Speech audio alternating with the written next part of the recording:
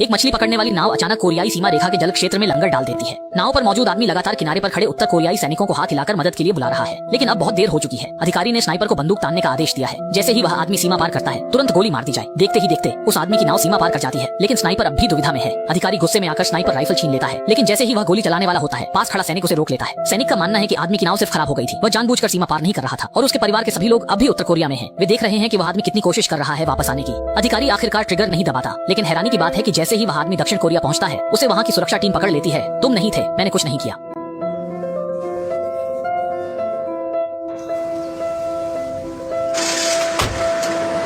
पूरे रास्ते आदमी ने आंखें कसकर बंद रखी। डर था कि कहीं वह कुछ ऐसा ना देख ले जो उसे नहीं देखना चाहिए। टोब्लेर ने उसे सारी व्यक्तिगत चीजें सौंपने को कहा और इसके बाद उसके शरीर की जांच की गई। जांच के बाद पता चला कि वह आदमी सिर्फ एक आम उत्तर कोरियाई मछुआरा है, लेकिन वह दक्षिण कोरिया क्यों आया, इसकी वजह अब भी साफ नहीं थी। टोब्लेर को शक था कि वह जासूस हो सकता है। सच्चाई जानने के लिए टोब्लेर ने उसे जिंदगी की कहानी कागज पर लिखने को कहा। अगर सब कुछ सही निकला तो उसे तुरंत अपने देश वापस भेज दिया जाएगा। सोते समय भी उस पर 24 घंटे निगरानी रखी गई, लेकिन अगले दिन उन्होंने उसे फिर से सब कुछ लिखने को कहा।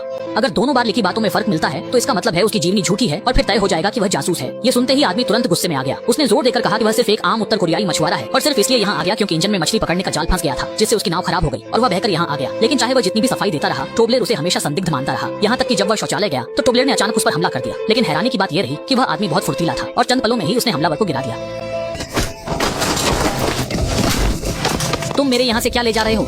ये साफ है कि तुमने पेशेवर प्रशिक्षण लिया है। आदमी को फिर से पकड़कर पूछताछ कक्ष में ले जाया गया। टोब्लेर ने फिर वही पुराना तरीका अपनाया, सफेद कागज निकाला। इस बार आदमी पूरी तरह टूट गया। उसने अभियोजक का गला पकड़ लिया और बार बार जोर देकर कहता रहा कि वह सिर्फ एक मछुआरा है। उसने यह भी कहा कि चूंकि वह उत्तर कोरिया की स्पेशल फोर्स का रिटायर्ड सैनिक है, इसलिए उसे थोड़ी बहुत मारपीट आती है। उत्तेजना में वह लगभग टोब्लेर का गला घोंट ही देता। अच्छा हुआ कि गार्ड समय पर आ गए और इस हादसे को रोक लिया। अलग किए जाने के बाद वह आदमी फूट फूट कर रो पड़ा। उसे डर था कि अगर वह ज्यादा देर तक गायब रहा तो उसका देश उसे देशद्रोही समझ लेगा और उसकी पत्नी और बच्चों की जान खतरे में पड़ जाएगी।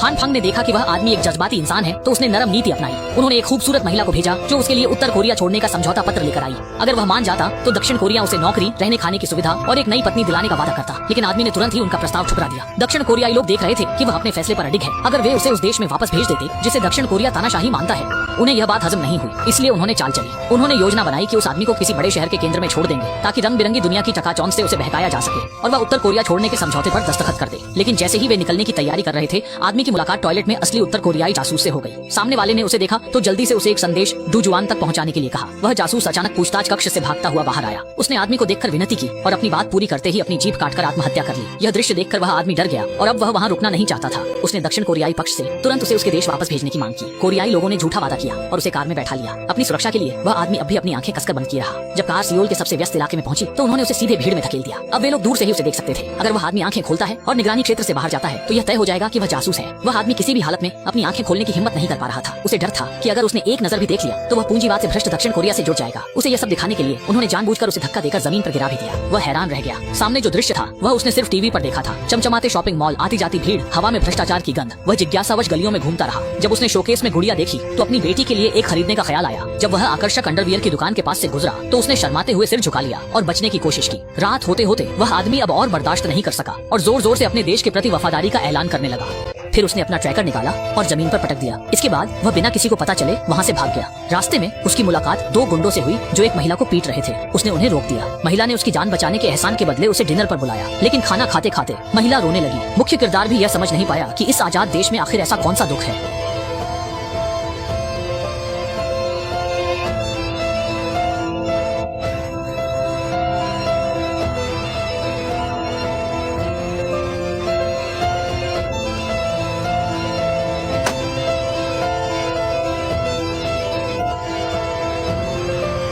आदमी हिचकिचाया, उसे दूर किया। महिला ने मायूसी से आंसू पोंछे। आदमी डरा कि कहीं वह सच में।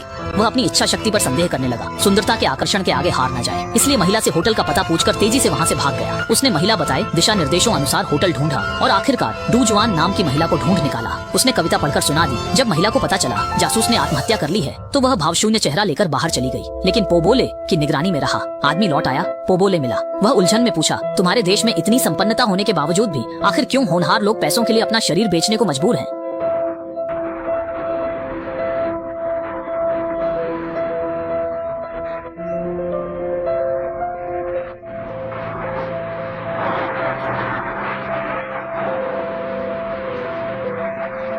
तुम्हें बहुत जल्द ही यह मामला मीडिया में आ गया। एक उत्तर कोरियाई व्यक्ति दक्षिण कोरिया की सड़कों पर भटक रहा था, जिसने अंतर्राष्ट्रीय स्तर पर जबरदस्त ध्यान आकर्षित किया। टोबरलर को लगा कि उसने बड़ी मुसीबत मोल ले ली है। पुरुष और जासूस के बीच संबंधों की पुष्टि करने के लिए टोबरलर ने उस आदमी पर सख्त पूछताछ शुरू कर दी, यहाँ तक कि उसे धोखे से डुजवान से मिलने की बात पर दस्तखत भी करवा लिए। आखिरकार उस पर देश की सुरक्षा को खतरे में डालने का आरोप लगाकर आजीवन कारावास की सजा दे दी गई। ठगा गया वह आदमी समझ गया कि अब उसके लिए घर लौटना नामुमकिन है। उसने अपने कपड़े उतारकर कैमरे को ढक दिया और अपनी जान देने का फैसला किया, लेकिन उसकी किस्मत में अभी मौत नहीं थी। टोबरलर ने समय रहते उसे देख लिया और उसकी जान बच गई। उत्तर कोरिया को इस घटना की खबर मिली और उन्होंने दक्षिण कोरिया के अमानवीय व्यवहार की निंदा की। जनमत के दबाव में दक्षिण कोरिया को उसे रिहा करना पड़ा। दक्षिण कोरियाई पक्ष ने उसके घर में कीमती तोहफों का ढेर लगा दिया। उम्मीद थी कि वह अपनी नाव से इन्हें उत्तर कोरिया वापस ले जाएगा। उसने जितनी मछलियां पकड़ी हैं, उनसे ये चीजें नहीं खरीदी जा सकती। वह इन्हें उत्तर कोरिया ले जाने की हिम्मत कैसे कर सकता था। विलासिता का अनुभव करने के लिए उसने महंगे सामान खुद पर पहन लिए और बिस्तर पर लेटकर सो गया। उसके दिल के भीतर बदलने लगा था।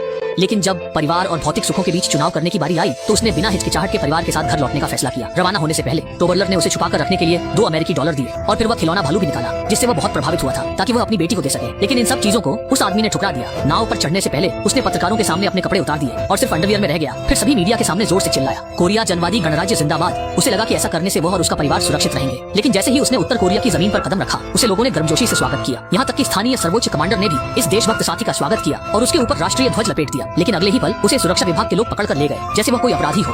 उसे पूछताछ कक्ष में ले जाया गया। क्या हुआ था?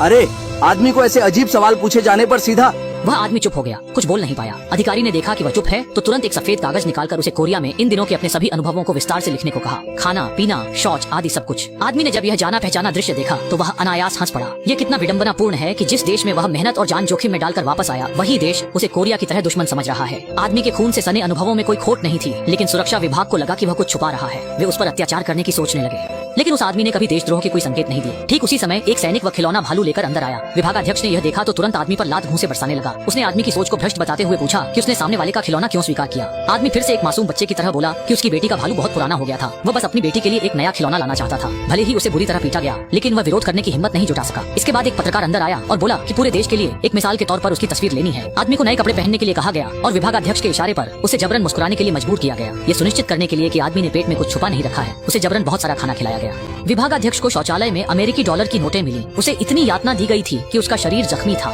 जब वह लड़खड़ाता हुआ घर लौटा तो देखा कि उसकी पत्नी घर में इंतजार कर रही थी। अगली सुबह वह मछली पकड़ने गया, तभी उसे पता चला कि मछली पकड़ना बंद कर दिया गया है और उसकी नाव भी सरकार ने जब्त कर ली है। ये सुनकर आदमी गुस्से से भर गया। उसने सैनिकों को धक्का दिया और जबरन अंदर घुस गया। सैनिकों ने तुरंत बंदूक तानकर उसे चेतावनी दी। आदमी प्रलोभन से बचकर वापस आया था, लेकिन अब उसे कोई ठिकाना नहीं मिला। ऐसा लग रहा था जैसे पूरा देश ही उसे नकार रहा हो। मछली पकड़ने वाली नाव खो देने के बाद अब वह क्या कर सकता था।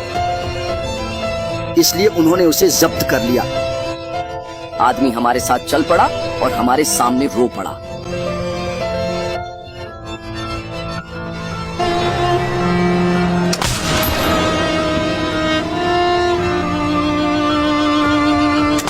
गोलियों की आवाज से उस आदमी का जीवन मृत्यु अज्ञात।